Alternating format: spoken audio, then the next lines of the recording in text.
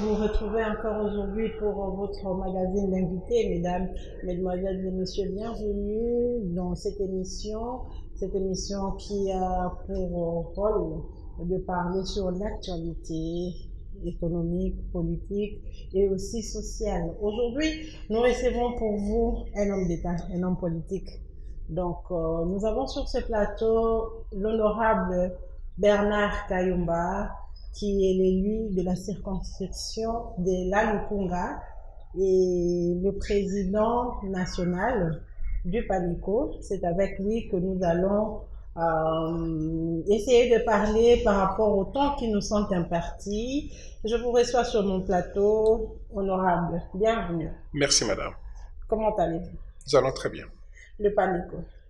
Le PANECO se porte très bien. Le parti du Nouvel Élan du Congo, comme vous le savez, c'est un parti quasiment des jeunes dans notre pays, où nous essayons d'encadrer beaucoup de jeunes pour que les jeunes qui étaient marginalisés hier, instrumentalisés aujourd'hui, considérés grâce à la vision de Bernard Kayumba avec le Nouvel Élan du Congo, pour que nous facilitions la tâche à ce jeune Congolais ambitieux, courageux, pour accéder à des fonctions politiques.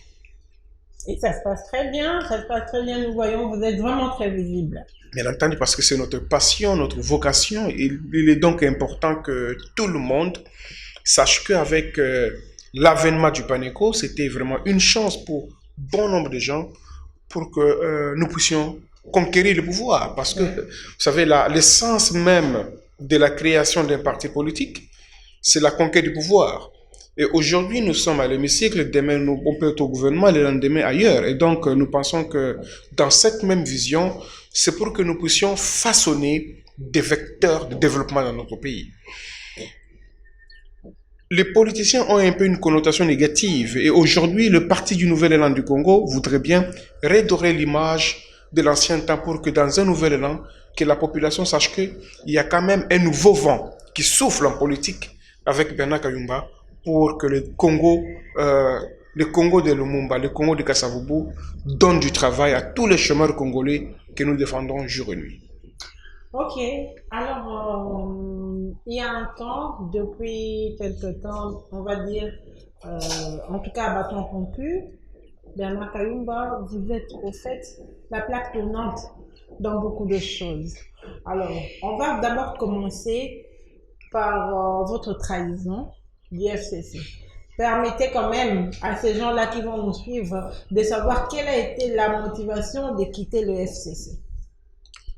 Madame, je suis un acteur politique et je pense qu'en tant qu'opérateur économique, je suis... Vous savez, en politique, lorsque vous y entrez, il faut avoir une vision. Il y en a qui entrent pour faire l'opposition toute leur vie. Il y en a également qui entrent pour être des vecteurs de développement pour conquérir le pouvoir. Je vais vous donner un exemple. On a un politicien qui s'appelle Lisanga Bonganga. Ce monsieur-là n'a choisi que l'opposition toute sa vie. Et donc, je n'aimerais pas, en tant que président d'un parti politique, amener les jeunes gens à faire l'opposition. Et donc, je ne vois pas où Bernard Kayumba trahit quoi et qui. Et je pense qu'étant acteur politique, lorsqu'il y a un changement de régime, il faut soutenir le régime lorsqu'il n'y a pas des antivaleurs. Pour le cas d'espèces, comme il n'y en a pas, pourquoi ne pas soutenir? Et je pense que dès lors que la vision du PANECO, qui est le nouvel élan, que c'est lui d'encadrer les jeunes. Et donc, nous allons commencer à fabriquer de jeunes opposants au lieu de fabriquer de jeunes gens capables d'accéder à des fonctions politiques. Et non, donc, parler de la trahison, ce n'est pas correct parce que... C'était pour vous le temps de quitter, en fait.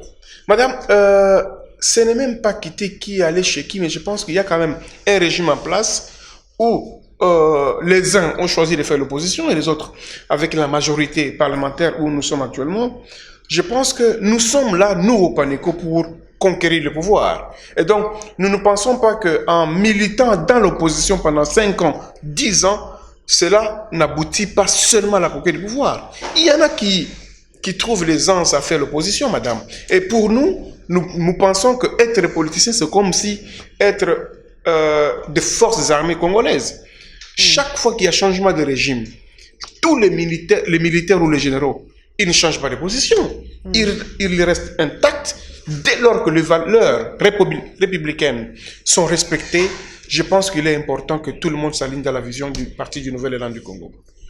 Il y a un moment, Bernard Kayumba, votre nom a été cité. On a vu notamment, il y a eu des tractations sur les réseaux sociaux disant que votre départ, ce n'était pas seulement vous-même, mais vous aviez eu à entraîner beaucoup de gens. Vous avez eu à entraîner, notamment par rapport à l'adhésion dans l'Union sacrée. Bernard Kayumba a été un pion majeur par rapport au débauchage. Votre nom a été cité comme ça aujourd'hui par rapport à ceux qui vous regardent. On en parle parce que c'est déjà passé, c'est devenu une histoire. Mais si vous pouvez un peu récapituler rapidement par rapport à cette casquette qui vous a été collée pendant un temps. Madame, vous savez, en politique, lorsque vous montez, on vous qualifie de tous les mots. Et donc, pour moi, ce sont des détracteurs qui veulent bien ternir l'image de Bernard Kayumba, qui est un jeune qui milite pour la cohésion nationale, le bien-être social de la population surtout, parce que la politique que nous faisons aujourd'hui, madame, s'il n'y a pas changement du social, on va faillir à la mission. Et nous, en tant que députés nationaux, nous avons le devoir et l'obligation de faire pression sur le gouvernement central pour que le social prôné par les chefs de l'État soit une réalité. Il ne faudra pas que le social ou le peuple d'abord reste un slogan en politique, mais que ce soit une réalité où il y a création d'emplois, où il y a la sécurité des personnes et de leurs biens, surtout la pacification de l'Est dans notre pays. 2 ans plus tard, à l'accession de la magistrature suprême, l'Est continue à être dérangé. Et nous pensons qu'il est grand temps que tout Congolais se mette au travail. Vous savez, la pacification de l'Est n'est pas seulement l'apanage du chef de l'État. Tout Congolais doit être partie intégrante pour faciliter, contribuer à la pacification de l'Est de la République démocratique du Congo. Et nous pensons que cette guerre qui nous est injustement imposée, s'il y a une bonne foi, une volonté dans les chefs de Congolais, elle va se terminer pour que nos frères de l'Est de notre pays puissent vivre dans toute quiétude. Le peuple va vivre dans la quiétude. Comment? Parce que au niveau de l'hémicycle, il n'y a rien qui se fait. Au niveau de la présidence, au niveau au fait de la magistrature suprême, il n'y a rien qui se fait. Aujourd'hui, puisque vous évoquez cela, il y a des morts tous les jours. Quand vous êtes sur les réseaux sociaux, il y a des morts et des morts et des morts. Alors, le président reste sceptique. Il n'y a aucun... Il y a aucune chose, au fait, il n'y a pas de démarche par rapport à cela. La population de Beni, Butembo, Lubero, cette contrée-là, pense même qu'aujourd'hui, ils sont rayés de la carte de la RDC parce que malgré les tueries, il n'y a rien qui ne monte au créneau. Vous, en tant que député national, on vous voit aujourd'hui en train de vous battre pour des postes, en train de vous battre pour votre propre confort au lieu de penser à cette population-là. C'est bien de parler sur le plateau de télévision, mais concrètement, qu'est-ce que vous faisiez? Vous montez au créneau comment pour que votre voix puisse se faire entendre et qu'il y ait solution parce que vous êtes le représentant du peuple. Madame, merci beaucoup pour la question, mais vous ne pouvez pas dire qu'il n'y a rien qui est fait au niveau de la présidence, au niveau du gouvernement pour que l'Est de notre pays soit pacifié.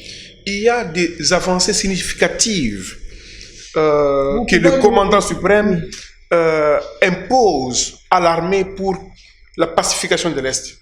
Vous savez, nous sommes un seul pays menacé par plusieurs pays limitrophes. Et donc, ce n'est pas facile. Nous pensons que s'il y a du sérieux, c'est pourquoi je parlais de la volonté de tous les Congolais, la bonne foi, pour que ça nous évite d'avoir des infiltrés dans le haut commandement militaire. Si nous continuons à avoir des infiltrés, la guerre ne va pas se terminer. Cherchons à éradiquer tous les infiltrés au niveau des FARDC. Question de terminer ces réseaux pour que l'Est soit vraiment pacifié. Parlant de députés, madame, les élus que nous sommes, moi, Bernard Kayumba, j'ai fait partie d'une forte délégation l'année passée qui s'est rendue à Ituri, à Beni. Et donc, vous savez, Et donc, vous avez les réalités que vous avez trouvées là-bas. Nous avons palpé des réalités que certains n'auraient jamais voulu descendre. Nous avons risqué. Là où a été l'ambassadeur italien qui a été incessamment assassiné, c'est là que nous avons été. Et donc, c'est grâce à Dieu que nous sommes vivants aujourd'hui. Et donc, nous sommes dans notre pays. Nous avons un mandat national.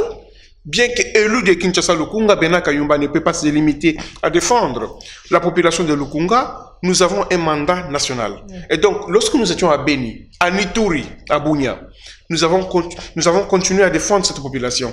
Et aujourd'hui, même parlant du gouvernement qui est sorti, madame, les députés nationaux, ce ne sont pas des quémandeurs d'emploi. Nous avons été votés par la population, par la confiance placée en nous. Parce que nous devions légiférer, travailler pour que le social de la population soit relevé, faire pression sur le gouvernement à travers les contrôles parlementaires. Et nous pensons que la pression qui est faite aujourd'hui au niveau de l'Assemblée nationale se repose sur la représentativité des provinces. Certains élus nationaux ont trouvé ça inadmissible, inconcevable que nous ayons deux VPM, deux vice-premiers ministres issus d'une même province. Nous en avons combien? Nous avons 26 provinces. Nous avons 4 ministres d'État issus du Sud Kivu. Sur autant de... Et pourtant, il y avait lieu de répartir tous les grands ministères, tous les ministres d'État pour chaque province, dépendamment de son poids. Et donc, voilà un peu les revendications des élus. Les élus n'ont pas cherché à entrer au gouvernement. Ils ont juste voulu marteler sur l'article 90 de la Constitution qui demande la représentativité, la géopolitique dans les institutions de l'État. Et nous pensons que prochainement, ça sera une chose qui sera respectée pour que nous ne puissions pas retomber dans les erreurs du passé. Nous allons quand même investir ce gouvernement, bien qu'il y ait des élus Vous êtes d'accord à investir le gouvernement parce que vous, Bernard Kayumba, vous êtes parmi ceux qui sont montés au créneau, non pas par rapport à ce que vous venez de dire là, mais parce que vous étiez, au fait, les tickets gagnants de votre regroupement à AC. Madame, et c'est ce qui a créé des frustrations jusqu'à aller faire des déclarations. Madame, les frustrations, c'est vrai, les frustrations n'étaient pas impérativement pour entrer au gouvernement, mais il était question parce que le peuple qui nous a élus a placé leur confiance en nous. Il faut que ce peuple-là sache que les élus qui sont là défendent valablement leur cause. Et donc, si nous allons dans le Maïndombe, où il y a 0 ministre au gouvernement, c'est pas normal. Et donc, nous faisons le plaidoyer auprès du chef de l'État pour que qu'il y ait réparation. Ce n'est pas aussi impossible qu'il y ait réparation. Vous comprenez? Il y a 0 ministre à l'Équateur. Et donc, il y a chez moi, dans le Haut-Lomami, il y a 0 ministre. Mais ils ont quand même mis une vice-ministre à la santé. Ce sont des provinces qui pèsent comme ça. On devrait aligner toutes les 26 provinces avec un seul ministère et puis voir comment ajouter sur d'autres provinces, dépendamment du poids politique. Et donc, que les détracteurs ne puissent pas ternir l'image des élus nationaux que nous sommes en disant que les élus ont tous voulu entrer au gouvernement. Madame, dans un gouvernement de 50 personnes, comment est-ce que 500 députés vont aller se gripper là-bas? On parle de Bernard Kayumba. Vous aviez été le ticket gagnant de AAC. C'est ça, en fait, votre motivation, c'est qui vous a poussé de monter au créneau pour dénoncer cela. Madame, c'est ça, c'est qui est vrai. Nous avons été des frustrés, mais après la rencontre avec le Premier ministre, on a compris la politique. Le regroupement politique AAC dont... Qu'est-ce que le Premier ministre vous a dit, il vous a rassuré? Le regroupement politique AAC avait droit à un ministère. Oui. Nous avons 10 députés nationaux et 8 ont adhéré à l'Union sacrée pour la nation. Et donc... ce n'est pas une question de pitié ou de quémander.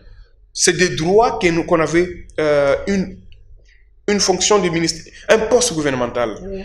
Mais c'était une forte surprise que le regroupement AAC n'a pas été retenu au gouvernement de l'Union sacrée pour la nation. Et donc, nous pensons que c'est vrai, il y a eu des divergences dans notre regroupement. Okay. Il y a eu des revendications où certains allaient d'une manière parallèle réclamer des postes, mais cela n'a pas été seulement attribué à notre regroupement. Il y a eu tant d'autres regroupements où il y a eu des revendications, des divergences.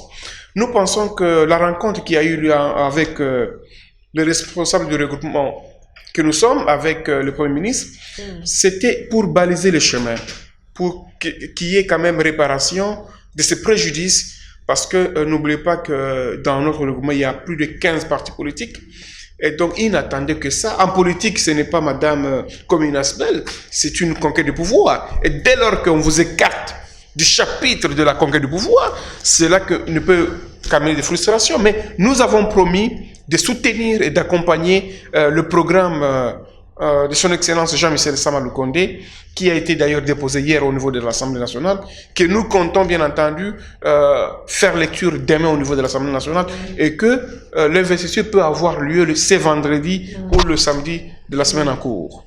Et ce qui n'est pas encore fini, comme on dit. Donc, vous vous attendez, comme vous avez été voir le Premier ministre, vous n'aviez pas eu le poste des ministères, au fait, vous vous attendez, alors il y a ce ticket des mandataires publics.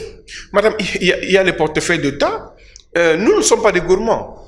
Vous savez, nous nous sommes regroupés en politique pour la conquête du pouvoir. Et donc, dès lors qu'il y a des opportunités pour conquérir ce pouvoir, il est donc important que nous puissions le revendiquer. J'ai eu beaucoup de gens critiquer notre sortie médiatique pour revendiquer le poste qui revenait au regroupement, disant que les élus sont des gourmands. Mais non, nous sommes en politique, et en politique, lorsque vous ne revendiquez pas, on vous oublie. Nous sommes là pour conquérir le pouvoir et être des vecteurs de développement. Lorsque vous n'êtes pas au chapitre de vecteurs de développement, madame, en politique, vous êtes aux oubliettes. Et pour les cas d'espèce, je suis aux oubliettes, qu'on essaie un peu d'en parler, Bernard Kayumba. Aujourd'hui, quand même, cela a étonné plusieurs personnes de voir que les députés sont montés au créneau, alors que c'est comme si le titre de son Excellence vaut plus que tout, c'est les summums, alors que vous, députés nationaux, vous valez plus que ça, vous êtes les élus du peuple, c'est vous qui légiférez même par rapport au ministre. Mais quelles sont ces ambitions-là que tout le monde, vous voulez au fait être appelé Excellence? Madame, vous savez, les élus ou les députés nationaux n'ont pas réclamé l'entrée au gouvernement. Clarifions cela. Nous avons dit que ce n'est pas tout le monde qui peut entrer au gouvernement. Nous avons réclamé la non-représentativité des 26 provinces. Nous avons réclamé le pionnier de cette révolution. Il y a des gens, madame, qui ont mouillé les maillots. On voit des gens dans l'actuel gouvernement, les gens qui n'ont pas mouillé les maillots. Et donc, je pense qu'il y avait quand même lieu à ce que le chef de l'État puisse penser à ces gens-là qui ont mouillé les maillots. Parce que lorsqu'il y a des militaires qui sont allés au front... Faire partir le bureau Mabunda, vous ne le dites pas, mais certains, en fait, ont dit qu'ils voulaient parce qu'ils ont milité pour que le régime, en fait, pour qu'il y ait changement au niveau de l'Assemblée nationale, faire partir Mabunda et son bureau. Et puis, il y avait, en fait, comme vous venez aussi de le dire, il y avait des promesses. Cela n'a pas abouti, cela a créé des frustrations. Mais on ne va pas s'éterniser là-dessus. Alors, on a vu le gouvernement Sama, en fait, au lieu de sortir aussitôt, il y a eu ce temps-là. Il y a eu ce temps qui est passé en attendant le gouvernement. Alors, aujourd'hui, la population est divisée par rapport à la sortie du gouvernement Sama Lukonde, Bernard Kayumba. Qu'on se le dise, pour certains, ils croient qu'ils vont travailler pour l'intérêt du peuple. Mais d'autres restent sceptiques par rapport à la reconduction de plusieurs têtes dans ce gouvernement. Alors, madame, nous restons optimistes. Vous savez, lorsqu'il y a des événements dans la vie ou dans notre pays, lorsque les gens qui sont pessimistes dans tout ce qui arrive, ils n'iront pas loin. Dans la vie, qui ne risque rien à rien. Et pour le cas d'espèce, le gouvernement qui nous a été publié par le Premier ministre Sama Lukonde, nous, peuple congolais, nous avons l'obligation de l'accompagner, de le soutenir. Parce que sans gouvernement, la machine de l'État semble être bloquée. Sans gouvernement, la machine de l'État ne va pas fonctionner pour relever le niveau social de la population que nous défendons aujourd'hui. Et donc, accordons un minimum de chance à ces gouvernements pour que la vision du chef de l'État, prônée à travers ce gouvernement Sama, puisse être concrétisée sur le terrain. Nous allons juger ce gouvernement après quelques mois, voir comment les ministres qui seront compétents vont demeurer et les ministres qui seront incompétents vont se devoir débarquer par l'émotion de défiance. Okay. Et donc, nous pensons que nous sommes dans un état de droit où la démocratie est respectée et nous pensons que lorsque les élus nationaux que nous sommes, nous émettons des revendications, ce n'est pas des revendications inutiles, madame. Nous avons... Vous trouvez ça normal que la province de l'Équateur ait 0 ministre au gouvernement et qu'on ait 11 ou 12 ministres au niveau du Kasaï oriental? C'est pas normal. Au Congo central, ils en ont 4. Au Sankourou, 4 ministres. Au Nord Kivu, 7. Au Sud Kivu, 7. Donc, cette inégalité... Et c'est aussi question de géants en fait qui se sont imposés. On voit la présence de Moïse Katumbi, on voit la présence de Jean-Pierre Bemba, ils se sont imposés en fait. Alors, c'est ce que la population décrit, madame. Vous allez dans le Bandundu, dans le Congo, il y a 4 ministres. Il y a plus 8 partages de gâteaux. Non, madame, il y a eu 4 ministres issus d'un même territoire, le Massimanimba. Donc, il y a beaucoup de frustrés du Bandundu. On pouvait bien répartir, mettre un du Congo, un du Koulou, un de Mandombe, ainsi de suite, au lieu de gonfler toute une aire géographique à un même territoire. C'est le cas du Sud Kivu. Il y a presque 4 ministres du territoire de Walungu, de Vital Kamerhe. Et donc, je pense que prochainement, il va falloir que les services de sécurité puissent aider les chefs de l'État dans la représentativité lorsqu'il y a une proposition des candidats ministrables pour les différents regroupements politiques. Et vous voyez que le Premier ministre avait un morceau dur, c'est ce qui explique au fait le retardement de la sortie de ce gouvernement, parce qu'avec tout ce que l'on voit là. C'est vrai, c'était pas facile pour lui, d'autant plus qu'il y a eu beaucoup de révolutionnaires, beaucoup de pionniers. Il y a des gens, madame, qui se sont vus quitter leur maison. Quitter leur maison et ils se sont cachés dans des petits hôtels pendant 2-3 mois pour cette révolution. Et ces gens-là se trouvent aux oubliettes. Et donc, voilà un peu les frustrations que les uns et les autres ont pu manifester au niveau de l'Assemblée nationale. Et nous pensons que dans un bref délai, ils vont quand même bénéficier des nominations comme administrateur dans le portefeuille de l'État ou comme ambassadeur. Il y a beaucoup de postes dans notre pays. On ne peut pas servir la République seulement au gouvernement. Il y a beaucoup d'endroits où le chef de l'État peut vous choisir et vous amener pour servir la République. Évidemment, vous l'avez suivi, hein? Donc pour l'honorable Bernard Kayumba, ce n'était pas au fait la conquête du pouvoir, il vient de le dire, c'était au fait pour qu'il y ait vraiment milité pour la représentativité de 26 provinces. De 26 provinces. Alors, honorable, on va évoluer. Il y a aussi ce grand problème aujourd'hui par rapport à l'insécurité. On va revenir sur l'insécurité à l'est de la République démocratique du Congo. Alors, la population est montée au créneau. On va le dire, vous êtes député national. La population est montée au créneau. On a vu des associations, on a vu les gens, en fait, demander le départ de la MONUSCO.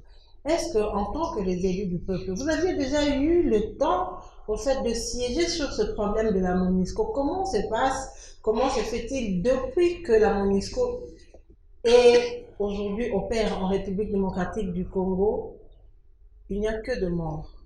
Il n'y a que de morts. Ils n'arrivent pas, au fait, à prôner la paix. Ils n'arrivent pas, au fait, à sécuriser. Madame, il y a un problème dans notre pays. Non seulement dans notre pays, mais au niveau des Nations Unies. La MONUSCO a un cahier de charges. Ils ne peuvent pas travailler outre ce cahier de charges. Donc, il y a des limites dans les actions menées par la MONUSCO. Donc, voilà comment la MONUSCO ne sait pas être au front avec les forces armées de la République démocratique du Congo. Il est important que lorsque il y a renouvellement du mandat de la MONUSCO, que le ministre en charge des Affaires étrangères, que notre représentant des Nations Unies à New York sache mieux négocier pour qu'on y insère l'intervention de la MONUSCO, surtout à l'Est. La MONUSCO n'a pas le mandat de tirer sur les ennemis qui attaquent la République démocratique du Congo. Donc, c'est pourquoi ça fâche la population. La population commence à penser que... Ils n'ont pas mandat de tirer, mais ils ont mandat de sécuriser. Ils ne tirent pas, mais lorsqu'ils sont au front, ça veut dire qu'ils sont en train de sécuriser cette population. Comment se fait-il que la MONUSCO ne vient que lorsqu'il y a déjà des dégâts qui sont faits? Nous pensons qu'il y a lieu de renégocier les clauses d'opération de la MONUSCO en République démocratique du Congo. Faute de quoi... Ce n'est pas le moment pour eux de partir. Je ne pense pas parce qu'ils sont quand même d'un apport important. C'est question seulement de renégocier les clauses de leur présence dans notre pays. Et donc, je pense que s'il y a un lobbying important, un balai diplomatique de la part de notre pays aux Nations Unies, ils peuvent voir comment... Parce qu'il y a des milliers de morts, madame. C'est chaque jour que l'Est de notre pays enterre des gens. Hier, il y a eu des mamans qui sont montées au créneau, qui ont fait des marches, qui ont été faire un sit-in, parce que ça ne va pas, honorable, ça ne va pas. Jusqu'à quand? C'est pourquoi le problème de l'Est doit toucher tous les cœurs de tous les Congolais. Que les dirigeants nous facilitent la tâche de mobiliser des recettes, des outils, des munitions pour chasser les ennemis qui dérangent la paix de notre pays et qui dérangent les paisibles citoyens. Mais vous savez aussi que c'est un problème des multinationales. Vous savez qu'aujourd'hui, les Rwandais et ces autres pays sont en train de profiter de cette situation de guerre pour piller les richesses de la RDC. Un pays comme le Rwanda aujourd'hui est un pont pour les richesses de la RDC. Mais puisque cela est ainsi, pourquoi vous ne proposez pas au chef de l'État de se mettre ensemble avec ces multinationaux? On peut beau dire, honorable, mais vous savez, au-delà de cette guerre, il y a le pillage qui se fait pour la RDC. Pourquoi ne pas aujourd'hui entreprendre des solutions, d'appeler tous ces gens-là, au lieu de passer par des pays frontaliers, se mettre ensemble pour trouver la solution, puisqu'ils ont besoin de ce qui regorge le sol congolais? Madame, vous savez, en politique, on ne peut pas négliger la diplomatie. Et le chef de l'État continue à user de son pouvoir diplomatique pour convaincre tous les pays limitrophes impliqués dans la guerre à l'est de notre pays. On ne peut pas se limiter à la diplomatie, madame. Il y a également les efforts de guerre. Qui sont les militaires qui sont là? Les commandements militaires. Est-ce qu'il y a permutation? Posons-nous des questions parce que dès lors que les dirigeants ou les commandants des FARDC se sont déjà familiarisés avec les rebelles, les groupes armés, quand est-ce que la guerre va se terminer? Ils vont continuer à travailler ensemble, ils vont continuer à faire du business. En Ituri, madame, bon nombre de généraux des FARDC qui sont en Ituri, ils sont en train de faire du business avec les Chinois. Oui. Donc nous voyons comment certains commandants ou généraux à l'est de notre pays oublient même le travail et s'adonnent à faire... Ils sont devenus des commerçants. Ils sont devenus des miniers, oui, où ils trouvent bon gain de cause en faisant le mining ou la vente des minerais avec les expatriés qui sont là. Et quand est-ce que... Ils sont connus, madame. Pourquoi ils ne sont pas disciplinés? Là, quand on dit l'armée égale discipline, lorsqu'il n'y a plus de discipline, il est donc important que l'on puisse permuter tous ceux-là qui ont déjà fait plus de 3 ans comme commandant à l'est de notre pays. Et je pense que si cela est fait, la guerre va se terminer. Parce que nous aurons de nouvelles têtes, nous aurons de nouveaux commandants des différentes provinces qui vont travailler pour terminer cette guerre qui a tué grand nombre de peuples congolais. Nous sommes arrivés presque à la fin. Alors, vous êtes jeune, vous militez pour ce pays. Il y a beaucoup de jeunes aujourd'hui qui s'identifient à vous. Qu'est-ce que vous allez dire à cette jeunesse qui croit en vous, qui vous suit en ce moment? À la jeunesse qui a cru à la vision de Bernard Kayumba, à la vision du PANECO, du Parti du Nouvel Élan du Congo, que nous avons l'honneur de diriger. Et donc, c'est un parti d'encadrement, d'accompagnement à toute cette jeunesse, à la communauté également étudiantine, pour se focaliser sur des actions politiques. Jeunes que nous sommes, nous avons grand temps de vivre sur cette terre des hommes. Et donc, il est important que nous puissions nous pencher en politique pour être des vecteurs de développement. C'est nous qui allons changer ce pays sur le plan économique, politique et diplomatique. Et donc, soyons sérieux dans tout ce que nous faisons pour que ce pays se développe. Sans développement, nous restons de rester derrière tout le pays qui nous entoure et pourtant, nous sommes immensément riches. Question d'un minimum de volonté dans les chefs des dirigeants, dans les chefs des Congolais, pour que dans l'unité, nous puissions réellement créer des emplois. Madame, c'est possible que le gouvernement puisse construire des usines qui peuvent donc encadrer tous ces jeunes qui sont des Koulouna dans différentes communes. Et le gouvernement peut créer des usines de fabrication de savon, des maisons de couture. Au lieu que nous commençons à importer la tenue des policiers, la tenue des militaires, que tous nos couturiers soient des agents de l'État et que nous puissions donc commencer même à exporter. Le pays qui milite que dans les importations n'ira pas de loin dans l'économie. Et donc, nous exhortons à ce gouvernement de se pencher sur la création d'emplois, la création, l'encadrement des jeunes et aussi respecter les engagements. Et tirer les oreilles ici à ce jeune parce qu'aujourd'hui, le jeune veut faire la politique. Ce n'est plus un idéal, mais aujourd'hui, ils ont des références, ils ont au fait des modèles. Et ces modèles, au fait, c'est des gens qui n'ont pas eu à travailler pour l'émergence du Congo. Aujourd'hui, les jeunes veulent se lancer en politique seulement pour avoir des postes épuyés aussi. Non, pas du tout. C'est pourquoi nous conscientisons toute cette jeunesse-là. Ce n'est pas en politique qu'on se fait l'argent. Si vous voulez vous faire de l'argent, c'est en étant un homme d'affaires dans les affaires. Et donc, en politique, c'est pour travailler pour l'État congolais. C'est pourquoi nous saluons l'avènement du nouveau Premier ministre en charge de la fonction publique, Jean-Pierre Liao, pour que tous les fictifs, les agents fictifs de l'État, qu'on puisse quand même nettoyer le fichier des agents écartés de l'État, madame. Il y a eu plusieurs ministres de la fonction publique qui, jusqu'à aujourd'hui, n'ont pas su maîtriser les effectifs des agents de l'État. Vous trouvez aujourd'hui une seule personne avec 4 matricules dans différents ministères.